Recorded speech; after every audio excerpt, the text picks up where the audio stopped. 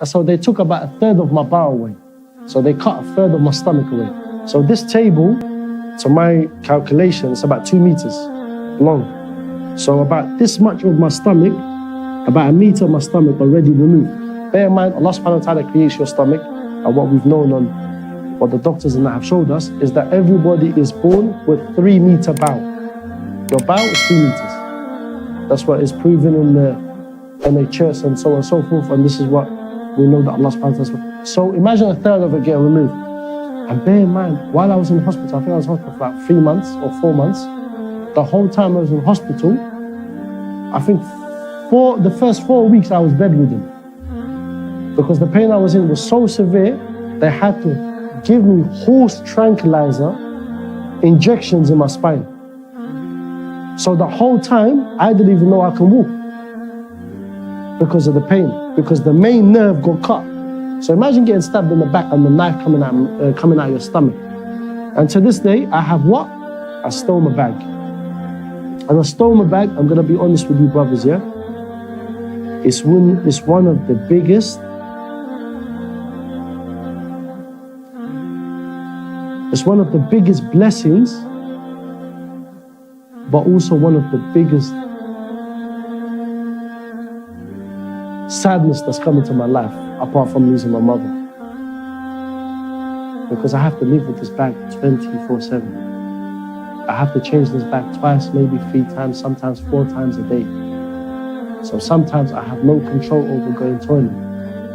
So while I'm sitting in front of you, I might look a bit healthy to you, but bear in mind, I've got a bag in my stomach and I live with nerve damage. And the reason why I'm mentioning this stuff is because some of us are deep down suffering from certain illnesses or mental health issues that we don't know about, and we come to this community and we show a brave face on it. I give you a prime example. There's an uncle. You see him nearly every Friday, if not all the time, outside the masjid. You look at him, you say he's very healthy. And Imam Shakil knows who he is. But he's fighting cancer. The brother sitting next to you could be going through a mental health issue. The brother sitting next to you could even be missing a limb and you wouldn't know. So it just goes to show that no matter what you're going through, what I'm going through myself, Ayman, I know there's people in the community that are going through worse things than me. And I've got to use that as a reminder to myself that wallahi, there's people out there that are going through more than myself. Brothers nowadays are comfortable in the country they live in. People in Iraq, Palestine, Syria, Burma are getting butchered because they believe in La ilaha illallah. Are you getting terrorized? Are you getting hurt for believing La ilaha illallah, apart from the racist every now and then attacks? Is the government against you? No. Is the planes that are flying over you that are going towards Heathrow and Gatwick and Stansted, are they dropping bombs? No. But those of them, because they believe in the same Lord that me and you believe. Because they follow the same Prophet Muhammad sallallahu alaihi wasallam as me and you believe in. Or we try to follow.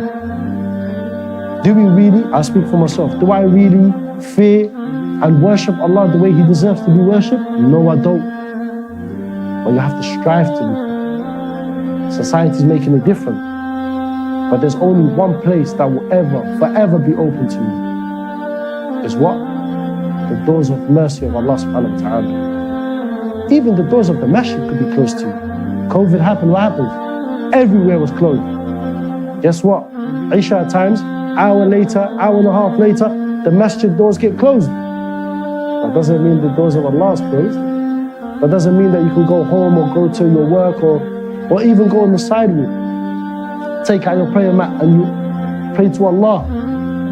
And sometimes, wallahi, especially after losing your loved one, sometimes when you go into sajda to Allah subhanahu wa ta'ala, best believe you do not need to say a word to Him. Allah subhanahu wa ta'ala. You don't need to say a word to Him. Allah knows what's in your heart. You need to cry? Get on the floor. Put your head on the sajda and cry to Allah. You don't need to use your words. Maybe you think to yourself, in that position that you're in, your snot is coming out, and while you're making dua, you don't need to. Allah knows what's in his heart. So always turn to him. And me living with this condition, like I said to you, is the biggest blessing. Because I'm going to be real with you. It stops me from doing a lot of things that I wanted to do. Maybe I wanted to go on holiday and be topless, showing my aura. I can't do that now, I've got a bag on my stomach. Maybe I want to be going swimming. What swimming pools can you go to now that isn't mixed with male and female? Alhamdulillah, it stops me from doing that. Why? Because I'm ashamed to be out in public with my bag on. So it stops me. So there's a blessing behind it. And Alhamdulillah, as you don't know, that the hadith says, take care of 5 things before 5. And one of them is what? Your health before sickness. Your youth before old age. Why your youth before old age? You all have an opportunity, and no disrespect to the uncles and the grey-beard uncles and so on and so forth, yeah? I feel like all of us are in our prime, even if you got grey beard or grey hair, because I feel like old age is only when you cannot move or you have someone to fully take care of you. If you could walk to the masjid or cycle or take a bus, you're still in your peak of your youth, even though you might have illnesses. That's between you and Allah.